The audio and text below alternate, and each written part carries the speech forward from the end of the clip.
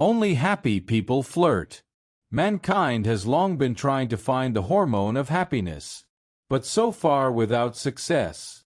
However, on the way to this discovery, scientists have discovered a natural source without additives and preservatives: the joy of communication. Moreover, it turned out that communication with friends brings a person more positive emotions than communication with relatives. Flirting makes this process easier and more enjoyable. Those who know how to flirt and often use their skill get along with people more easily establish and maintain friendly relations. Let me give you an example. Once at a party, for fun, I was put in charge of greeting guests with the condition that I would get to know each one and exchange a few words with each one. That is, I had to flirt with the guests. Not an easy task, considering that I knew almost none of the guests. Gradually, the guests started arriving. Everyone introduced themselves. I said my name in response, made eye contact with the person, tried to somehow joke or just say something funny, and if I liked someone, I would show my cards and say that I was an expert at flirting, and then show them where to go.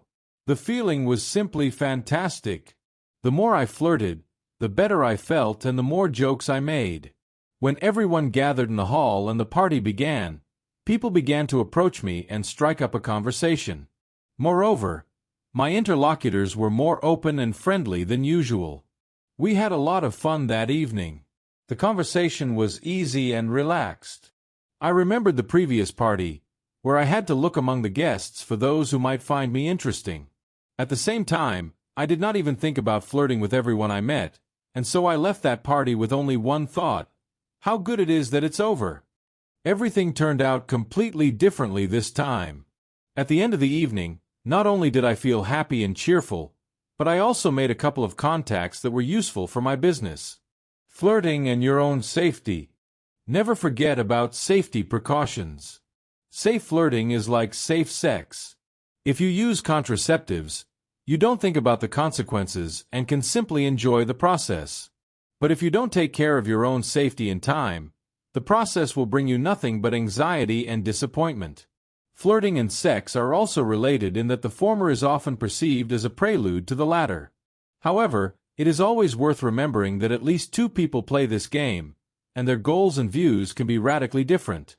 So, here are a few simple recommendations that will allow you to minimize the possible negative consequences of flirting. 1. Create a separate mailbox. If you are going to correspond by email, create a separate mailbox for letters from new acquaintances. This way you will not have to worry about your mail being hacked. Even if it turns out that your virtual friend is an internet fraudster, you can delete the created mailbox and create a new one. Of course, you shouldn't provide your full details when registering like this. Limit yourself to just your name. Also try to come up with a password more complex than 12345. This will reduce the risk of hacking and will allow you to save your correspondence. If you are old-fashioned and prefer to send and receive real letters, get a P.O. box at the nearest post office. This also does not oblige you to anything, and you will be able to correspond with the person you like without fear.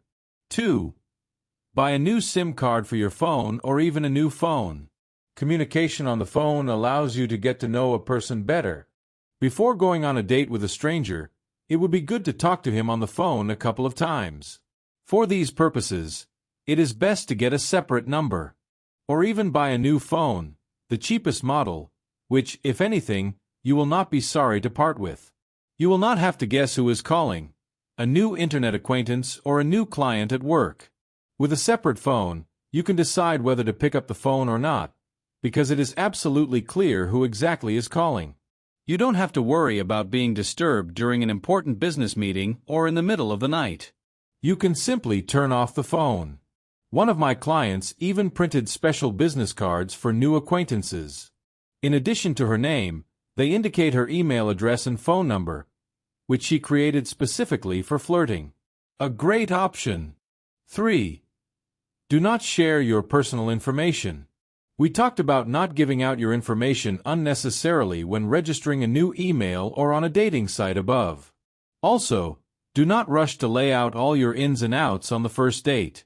Wait at least until the 4th or even 5th meeting. As a rule, by the 4th date it becomes clear whether it is worth dating a person. 4. Do not give money.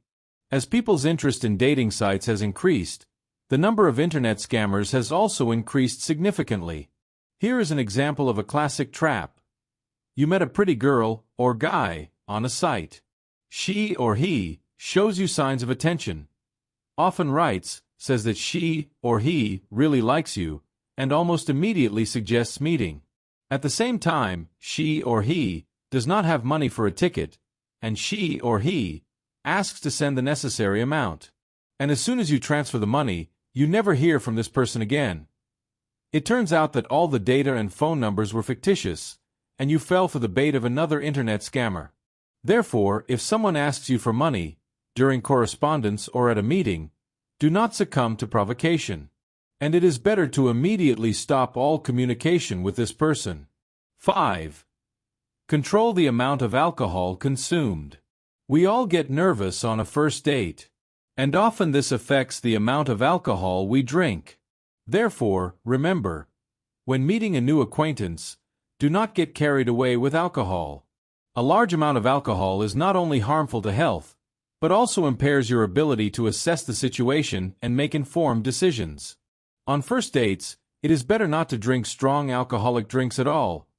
Offer a cup of coffee, not a glass of wine. 6. Take additional safety measures. If you decide to have a sip, always choose the drinks yourself and do not accept a glass from a stranger. When going to meet a new acquaintance, warn your friends or relatives about it. Ideally, it is better for one of them to agree to join you for the first time. The same applies to your friends. If one of them gets drunk and is not able to take responsibility for their actions, try to take them home as quickly as possible. You should not accept an invitation from a new acquaintance to go to his home on the first date. However, do not be afraid or confused by the safety measures listed above. All of them are just a manifestation of common sense. Flirting in itself has never harmed anyone, but, as in any other life situation, caution does not hurt here.